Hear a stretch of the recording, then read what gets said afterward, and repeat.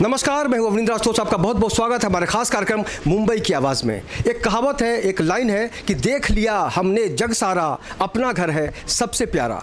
जाहिर तौर पर अपना घर जो होता है वो किसी भी अवस्था में हो, किसी भी स्थिति में हो, हमको लगता है कि वाकई जो एक सुख होता है, एक जो सुरक्षा की भावना होती है वो अपने घर में शुरू होती है। लेकिन हमने भाईंदर वेस्ट के उत्तर इलाके में एक ऐसा स्कूल देखा है जहां बच्चों को लगता है कि घर से ज़्यादा इस स्कूल में मज़ा आता है। कारण कोई ना कोई तो होगा ही, लेकिन आपको बताना चाहेंगे कि आमचा घर इंग्लिश स्कूल इसका नाम है और कुछ बच्चे हैं यहाँ पर।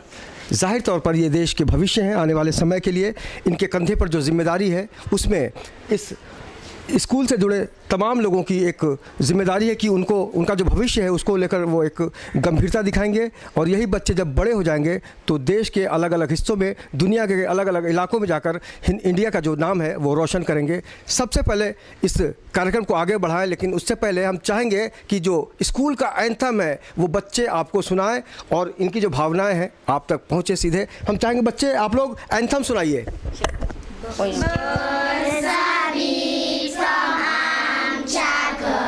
Speak loudly. Flowing years with fresh beauty, aims are high with light and sun, with self-reliance on we march. St. Jude, pray for us. St. Jude, help us all. Guidance all on about. Now and ever, amen. ध्यान रखना break में। Diamonds are recalled and polished in the school return around. Aims are high with guidance and with self-reliance on we march. St. Jude, pray for us. St. Jude, help us all. Guidance all on about. Now and ever, amen. तो वाकई इन बच्चों की जो भावनाएं हैं उससे आपने समझा होगा कि इनके मन में जो संकल्प है, एक जो उम्मीद है जीवन के प्रति, उसके अंदर एक विश्वास है। चुनौती बहुत ज़्यादा है इस देश में आगे बढ़ने की परंपरा में, और कहा जाता है कि इस देश में अशिक्षा एक बहुत बड़ी समस्या है। और इस तरह का जब सीन सामने आता है, इस तरह की तस्वीर जब सामने उभर कर आती है तो कहा जा सकता है कि उम्मीद की किरण जो है वो बाकी है। और जाहिर तौर पर हर बच्चे की आंख में अगर आप देख के झांके, हमारे कैमरामैन एम एस पटेल बच्चों की आंखों को दिखाने की कोशिश करें कि भविष्य का एक जो सपना है इन आंखों में, उन आंखों का जो सपना है उसको पूरा करने की जिम्मेदारी इस स्कूल की है, इनके शिक्षकों की है और जाहिर तौर पर घर परिवार की तो है ही। लेकिन आज हमारे साथ बहुत सारे बच्चे हैं। इस बातचीत को हम आगे बढ़ाने का क्रम शुरू करेंगे और आपको बता दें कि गीता कपूर जी हैं जो इन बच्चों के बीच आई हैं, तो उनसे भी हम सवाल सबसे पहले प्रिंसिपल साहब के पास जानते हैं। जो सोनार साहब, आप क्या कहेंगे आज अपने स्कूल के बारे में? ये जो हमारा स्कूल है ये एक ऐसे विलेज में ओपन किया हम लोग ने कि जहाँ पूरे बछवारे लोग रहते हैं, उनके बच्चे इंग्लिश माध्यम में नहीं पढ़ सकते थे। ये सोच हमने दिमाग में रख के ये स्कूल चालू किया है सन 2002 में। इसका शुरुआत हुई है एक्चुअली। शुरू में हमारा स्कूल बहुत छोटा था, या 20 या 22 बच्चे हमारे पास थे शुरू में। 2002 से लेके आज तक हमने बहुत संघर्षमय तरीके से ये सब स्थिति को मात करते हुए आज हम इस मुकाम पे पहुँचे कि हमारे पास आज 800 बच्चे के ऊपर बच्चे जो है अड़ोस पड़ोस के रहे, ऐसे कम से कम 5 या 10 किलोमीटर के अंदर के दायरे से बच्चे लोग यहाँ आते हैं। और बड़ी खुशी होती है कि ऐसे जो इलिटरेट अशिक्षित पेरेंट्स हैं उनके बच्चे हमारे पास अंग्रेजी माध्यम से पढ़ते हैं और ये अच्छे से अंग्रेजी बोलते हैं और उनकी प्रगति भी अच्छे से हो रही है। माता पिता भी बहुत खुश हैं और विशेषता हमारी ये है कि हम कम फीस में उनको अच्छी शिक्षा प्रोवाइड करने का संकल्प रखे हुए हैं। इसके लिए हमारे जो ट्रस्ट के प्रेसिडेंट हैं सुशीला डायस मैम, वो प्रेसिडेंट है, उनका हमेशा हमें सहयोग रहता है और उनकी एक तमन्ना थी, एक उम्मीद थी कि हम एक बड़ा स्कूल ओपन करें। तो आज ये मेरा स्कूल 10वीं तक पहुंच गया है, मुझे बहुत खुशी होती है। आने वाले समय में ये स्कूल मैं ग्रेजुएट लेवल तक लेके जाना चाहता हूँ, ताकि यहाँ से बच्चा पूरी शिक्षा प्राप्त करने के बावजूद ही निकल सके, उसके पहले नहीं। ये मेरी तमन्ना है और भविष्य में हमने वही उसी प्रकार के कदम आगे डालने का सोच लिया है। और गीता कपूर मैम, इनके जैसे और भी बहुत सारे लोग हमसे जुड़े हुए हैं, लेकिन ये सब चीज़ करने के लिए पैसों की बहुत ज़रूरत होती है और हमारा फीस स्ट्रक्चर उतना बड़ा नहीं है कि इतने ये सब प्रोजेक्ट हम अपने बल पे खड़े कर सकें। इसके लिए हमें ज़रूरत है कि कोई अच्छे डोनर आए और हमें मदद करे और हमारी जो मनोकामना ये पूरी हो जाए। Thank you. जाहिर तौर पर विद्या ददाति विनयम का जो अर्थ है उससे आप भली भांति परिचित होंगे। विद्या का अर्थ होता है ज्ञान। ज्ञान का जो प्रकाश फैलता है तो जो अधूरापन होता है मन का या फिर अज्ञानता होती है वो अंधेरा छंट जाता है। गीता कपूर जी समाज के अलग अलग तबकों में जाती हैं, आज बच्चों की भी जाई हैं, तो जानते हैं कि वाकई इन बच्चों को देखकर इन्होंने क्या फील किया, क्योंकि ये घर जो है, स्कूल का जो नाम ही है आपला घर यानी अपना घर। आप कैसे देखती हैं मैम? देखिए, मुझे तो आज खुशी हो गई कि उत्तर इलाके में जैसे पहाड़ी ये देख रहे हैं आप आजू बाजू में, और ये इलाका में स्कूल बनाना एक बहुत बड़ी जिम्मेदारी होती है। और स्कूल का नाम है आमचा घर यानी हमारा घर। ये नाम बहुत अच्छा है और नाम के हिसाब से संजय सोनार साहब ने, सुशीला मैम ने ये स्कूल को अच्छा बढ़ावा दिया है। अभी 800 स्टूडेंट यहाँ पर है और आगे भी सोनार सर ने बोला है कि आगे भी मैं स्कूल को बढ़ाना चाहता हूँ। यहाँ अशिक्षित लोग जो है यहाँ पर जो जो बोलते हैं कि मच्छी मार लोग होते हैं, तो मछुआरे लोग वो इतने पढ़े लिखे नहीं होते, लेकिन उनके बच्चे इंग्लिश बात कर सकते हैं, पढ़ते हैं। यहाँ पर इन्होंने जो स्कूल चालू किया है वो माध्यम से आज इन बच्चों को पढ़ाई मिल रही है। आज बच्चे हमारे देश के भविष्य हैं। तो मैं ये सोचती हूँ कि बहुत अच्छा काम है जो संजय सोनार और सुशीला मैम ने किया है, तो हम भी इनके साथ हैं। तो मैं ये बोलूँगी कि ये स्कूल को जितना मदद चाहिए मैं लोगों को रिक्वेस्ट करके ये स्कूल के लिए मदद के लिए बात करूँगी और मेरी ये अपेक्षा है कि लोग मुझे ज़रूर मदद करेंगे। गीता जी बाकी लोगों से बात करेंगे, लेकिन हम सीधा गीता जी से पूछेंगे आप क्या मदद करेंगे इन बच्चों के लिए? मैं यही आपको बोला ना कि मेरे पास जितने हैं लोग, उनसे जो भी मदद मिलेगी और मेरे तरफ से जो भी मदद मिलेगी इन बच्चों तक पहुंचाई जाएगी। जाहिर तौर पर एक नारी का जो मन होता है बहुत विशाल होता है। एक बार आपको हम कैमरा घुमा कर दिखाते हैं कि कुदरत की जो बात यहाँ पर है। हिमालय की गोद में एक फिल्म आई थी, लेकिन अगर हम अपने कैमरामैन को दिखाने की कोशिश करें कि भाई देखिए यहाँ पर किस तरह का वातावरण है, किस तरह का माहौल है, ये पूरा पहाड़ जो है वो बहुत बेशकीमती उपहार है कुदरत की तरफ से। और इसी माहौल में यहाँ के जो बच्चे हैं वो शिक्षा का जो साधन है उसको अपना रहे हैं, उसको समझने की कोशिश कर रहे हैं, और जाहिर तौर पर यही वो बच्चे हैं जो कल इस देश का नाम रोशन करेंगे। मैम आपसे जानना चाहेंगे कि आपने जब इस स्कूल से अपने आप को जोड़ा तब मन में क्या था और आज की तारीख में कितना अंतर आया है? मैं अगाथा सुशीला डायस।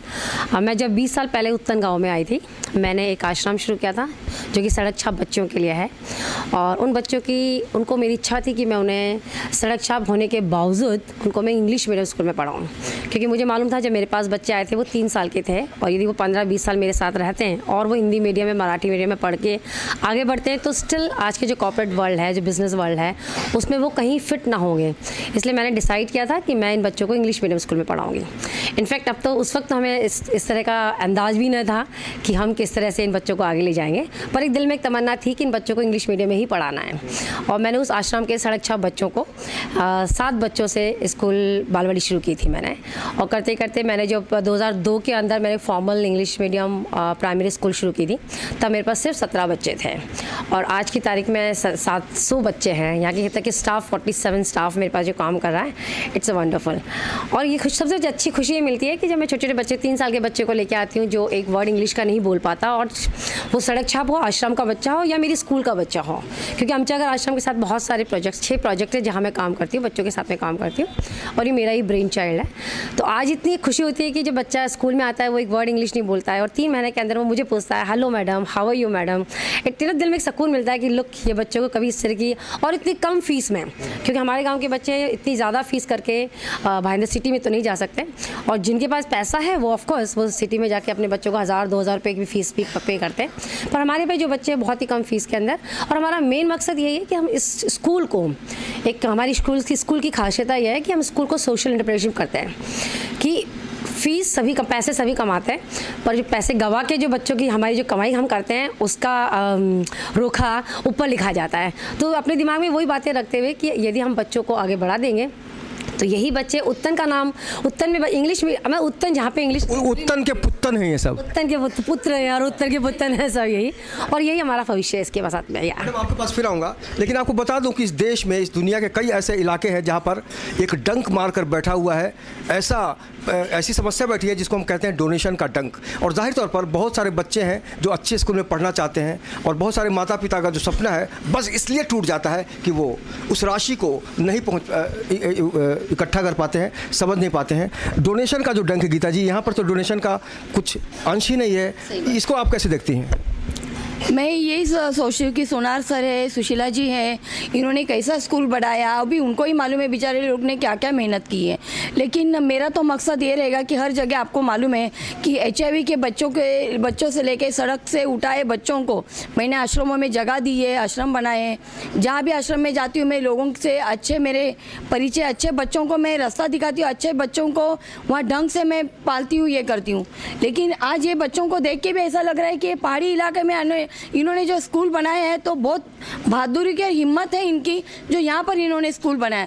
और मैं ये चाहूँगी कि अगर जिनके पास बहुत पैसा है तो ज़रूर इस स्कूल को डोनेट करें, बहुत काम बाकी है, आगे स्कूल बढ़ाना है। अभी सिर्फ 800 बच्चे हैं, 700, तो आगे स्कूल भी बढ़ाना है। तो यहाँ जो मच्छीमार लोग हैं, बेचारे गरीब लोग हैं, तो इनके बच्चों के लिए सहायता करें, मदद करें। यही मैं अपने चैनल के माध्यम से, मीडिया के माध्यम से लोगों को रिक्वेस्ट करूंगी। नहीं, जो डोनेशन का जो सवाल है, हाँ, डोनेशन के बगैर आज बड़े स्कूल में लोग एंट्री नहीं ले सकते हैं, यहाँ डोनेशन का सिस्टम नहीं है, हाँ। उसको कैसे देखती हैं आप? तो मैं यही बोलूँगी कि जो स्कूल में बहुत पैसा आता है तो आप उधर नहीं जाने से, ये गरीब स्कूल के लिए, ये बहुत पहाड़ी इलाके में स्कूल है तो अच्छे डोनेटर है, तो वहाँ भी आप देते हो तो यहाँ भी थोड़ा ध्यान दीजिए, यहाँ भी डोनेट कीजिए। ये मैं आपके चैनल के माध्यम से बोलूँगी। इशारा बहुत बड़ी चीज़ है, गीता जी ने इशारा कर दिया कि अगर आप सक्षम हैं, अगर आप चाहते हैं कि इस स्कूल के नींव को और भी मजबूत किया जाए तो आप अपनी तरफ से यथास्थिति जो भी संभव है आप ज़रूर मदद करें। मैडम आपसे जानना चाहेंगे कि इतनी बड़ी दुनिया में जहां महंगाई की जो डायन है, महंगाई डायन खाए जाते हैं, एक गीत भी आया था, आप कैसे अपने आप को कंट्रोल कर पाती हैं कि हम डोनेशन नहीं लेंगे? जब हमने स्कूल शुरू की थी हमारा मकसद ये था, मेरा लगता मुझे ऊपर से भेजा गया, मैं कहती हूँ कि special choice, you know, people are selected.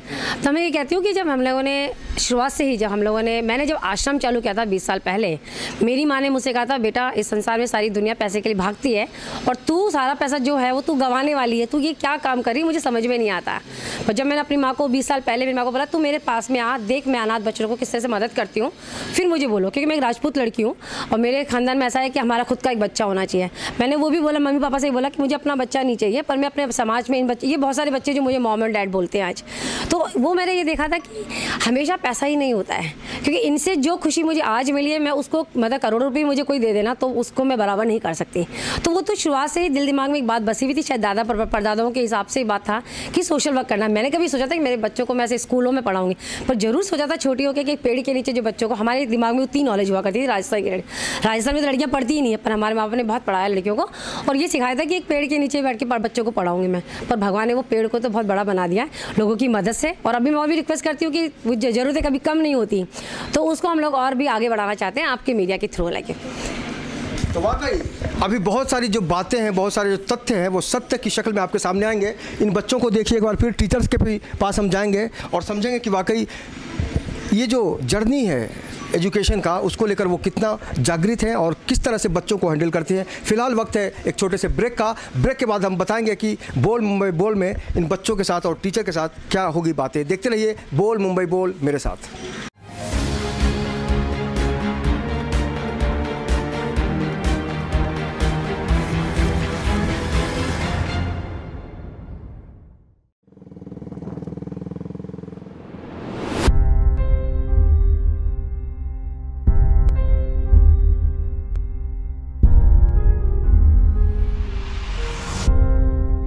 मेरी नहीं हो सकती ना तो किसी की नहीं हो सकती।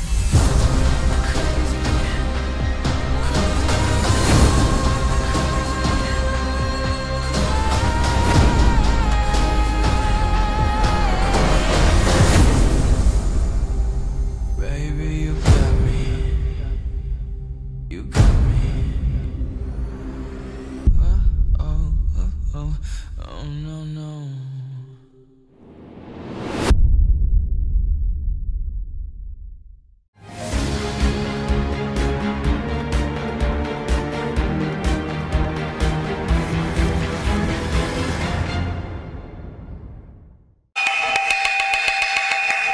ब्रेक के बाद आपका बहुत बहुत स्वागत है। मैं हूं अवनिंद्र आशुतोष। आप देख रहे हैं हमारा खास कार्यक्रम बोल मुंबई बोल। आज हम उत्तर इलाके में हैं जो भाईंदर वेस्ट में पड़ता है, और एक जो स्कूल है उसको हम दिखाने की कोशिश कर रहे हैं कि महंगाई के इस दौर में एक ऐसा भी स्कूल है जहां पर आपके बजट के हिसाब से, बच्चों की ज़रूरतों के हिसाब से शिक्षा दीक्षा की व्यवस्था की गई है। ये वही बच्चे हैं जो लगातार इस स्कूल को अपना घर मानते हैं, क्योंकि इस स्कूल का नाम एक बार फिर देखिए, आमचा घर इंग्लिश स्कूल। आमचा घर का मतलब होता है अपना घर। और जब बच्चे घर पे जाते हैं तो स्कूल जाने में बहुत सारी बाधाएं आती हैं या फिर उनका मूड नहीं होता है, लेकिन आज सारे बच्चे बता रहे हैं कि उनको स्कूल में ज़्यादा मज़ा आता है। आपका नाम बताइए। My name is Jaysurya. I am from Standard 4. I like this school and they proud me. Very good, well done. What's your name? My name is Sian from Standard 4th. What do you think about the school? This school is so. I love this school so much because in this school there is activities giving. School में मज़ा आता है, enjoy करती कि घर पे? School में मुझे बहुत मज़ा आता है। तो कुल मिलाकर इनकी भावनाएं हैं वो समझ गए होंगे। आप मैडम आइए, आप आइए।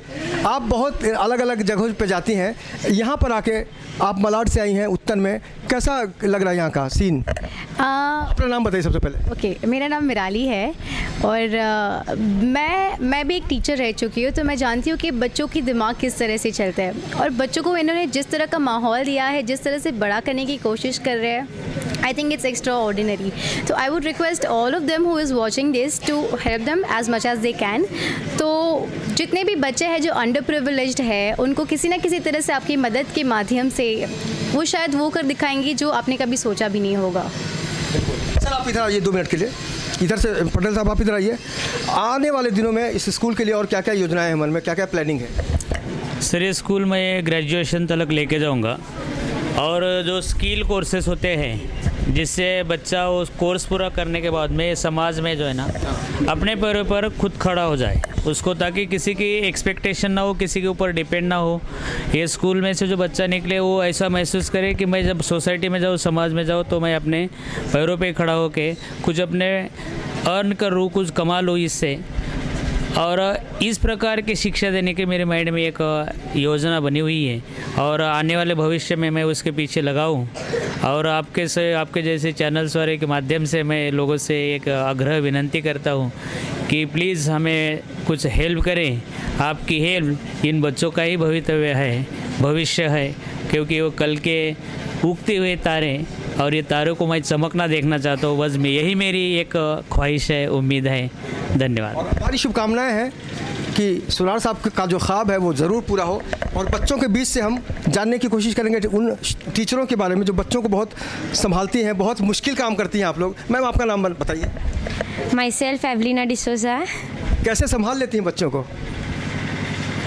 बच्चे लोग की भावना मतलब बोलिए। we understand them, whatever they are having in their mind, we understand them, we take care of them, we teach them to read and write. बाकी स्कूलों के बारे में हमने सुना है बहुत कुछ कि बहुत ज़्यादा फीस होती है, बहुत सारा डोनेशन का टेंशन होता है। यहाँ पे बच्चे जो हैं घर से ज़्यादा सुकून यहाँ महसूस करते हैं। उसके पीछे क्या चलता है दिमाग में? बोलिए बोलिए। कुछ तैयारी करके आती हैं कि बच्चों को इस तरह से ट्रेन करना है?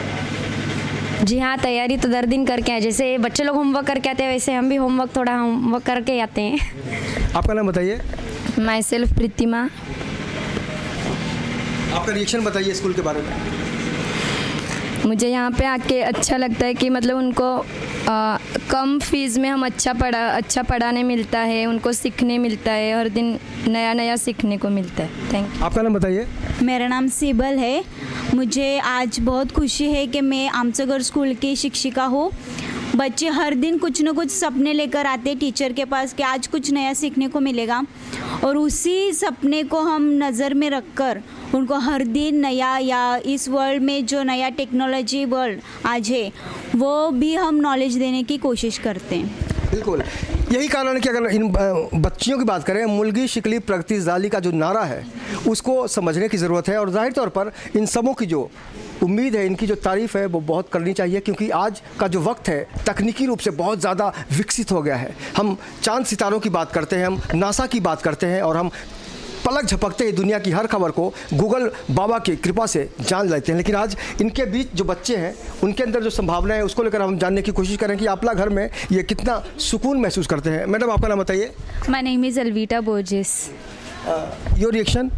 My reaction, I like the school, and from beginning, from whenever I am over here, I feel like my home, and even the children feel like their home, and they every day come to the school. What's your good name? Myself is Simran, and recently, 1 year is going to pass now. This school is beautiful school, amazing school. Like students they feel very happy to come to school. Various activities they participate, and like lots of fun and.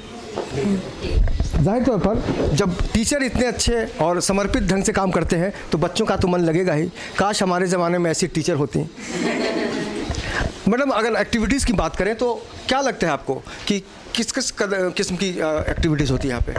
Sports होती है, painting होती है, sports में भी लंगड़ी, खो खो, हम लोग kung fu activities, kung fu class चालू है बच्चों को, कराटे, अभी एग्ज़ाम्स ख़त्म होने के बाद डांस क्लास भी शुरू हो जाएगी, स्विमिंग क्लासेस भी चल रहे हैं, और छुट्टियों में विंटर कैंप रहती है, समर कैंप रहती है। तो समर कैंप, विंटर कैंप में बहुत सारे activities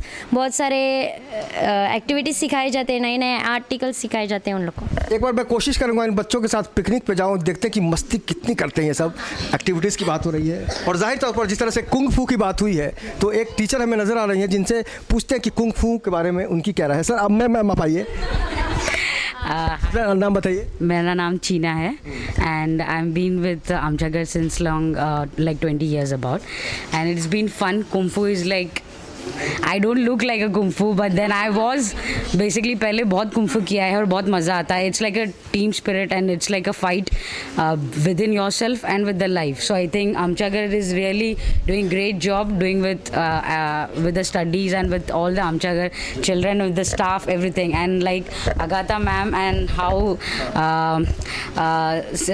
ma'am Geeta ma'am has come upon is like a great thing for us, and we thank you and the entire team for doing us such a great job. And I think a lot of people should come and admire this thing and the project that is given here, and I would love to give this message that come and be a part of Amchagar family. वाकई ये जो इलाका है वो पहाड़ी है, सुनसान है, रात को शायद यहाँ पे अंधेरा जब होता है डर भी लगता है, समंदर भी है, लेकिन जब ऐसी टीचर हो, एक बार फिर आइए आप, तो डरने की कोई ज़रूरत नहीं है। वैसे अगर सिचुएशन खुदा ना खास्ता आएगा तो यही बोलेंगी, मैं हूँ ना। आप बोलेंगी ना? यस, मैं हूँ ना। मैम, आप किस तरह से देखती हैं अगर इस तरह की टीचर रहती हैं तो सुरक्षा की भावना जो है बच्चों में वो कितनी बढ़ जाती है? आज के ज़माने में जो हम सभी जगह बात कर रहे हैं कि लड़कियों को भी सेल्फ प्रोटेक्शन के बारे में सिखाया जाता है, यही सोच के हमने बच्चों को शुरू से नर्सरी जूनियर क्लास से कराटे और कुंफू को प्रैक्टिस दे रखी है। तो हम लोग बच्चों को बोलते हैं कि बच्चों कराटे कुंफू सेल्फ डिफेंस है, क्लास में डिशुम करने के लिए नहीं है। So it's a big plus point for us. और गीता कपूर जी हैं जो महिलाओं के लिए भी बहुत सारा काम करती रही हैं। सुरक्षा की अगर हम बात करें, इन टीचरों की भी आपने व्यथा या जो खुशी है इनकी आपने सुनी, इनकी सुरक्षा के लिए सरकार को किस तरह का रुख अपनाना चाहिए? देखो अभी मैं इन्होंने बात की कि हम लोग कराटे सिखाते हैं बच्चों को। आजकल आपने देखा कि बच्चे लड़कियों के ऊपर कितना अन्याय होता है, तो लड़कियों की सुरक्षा उनके हाथ में देना। अभी मैडम ने बोला कि हम लोग इनको ऐसी चीज़ सिखा रहे हैं कि इनको सुरक्षा मिले उससे, और सरकार को भी इनके तरफ ध्यान देना चाहिए। मैं ये बोलूँगी कि जो लंबे लंबे स्कूल होते हैं जैसे पहाड़ी इलाका, समंदर इलाका, ऐसे स्कूल में भी ध्यान देना चाहिए, मैं ये बोलूँगी। और जो हमारे विनोद तावड़े जी है अभी एजुकेशन डिपार्टमेंट मिनिस्टर है, तो मैं ये बोलूँगी कि हर स्कूल में आप थोड़ा थोड़ा ध्यान दीजिए, या हमारे टीचर्स को यहाँ पर प्रिंसिपल जी को बोलेंगे कि आपके स्कूल में कोई भी कमी है तो हमारे तक पहुँचा दीजिए, तो वो कमी हम पूरी करेंगे बच्चों के माध्यम से, सर सोनार सर के माध्यम से, सुशीला जी के माध्यम से। जो हमारे पास कोई भी आता है वो खाली आ जाता नहीं, हम सिर्फ भाषण नहीं देते, हम हर जगह सर्वे करते हैं, लोगों की दुख दर्द, उनकी कमी महसूस करते हैं और उस कमी को पूरी करते हैं, और जो काम भले 10% नहीं तो 5% हम ज़रूर पूरा करते हैं। ये गीता कपूर हमेशा हर जगह जाके पूरा किया है। गीता कपूर ने, गीता कपूर कभी भी मीडिया में भाषण नहीं देती है, वो काम करके दिखाती है। यही तो भावना है, इनकी भावनाओं को आप ज़रूर समझिएगा। ये एक लड़की की जब चाहत होती है इस संसार में, जब कोई घर बसाता है तो उसकी एक ही चाहत होती है कि लड़की जो है सुशील होनी चाहिए, लड़का भले कुछ भी हो।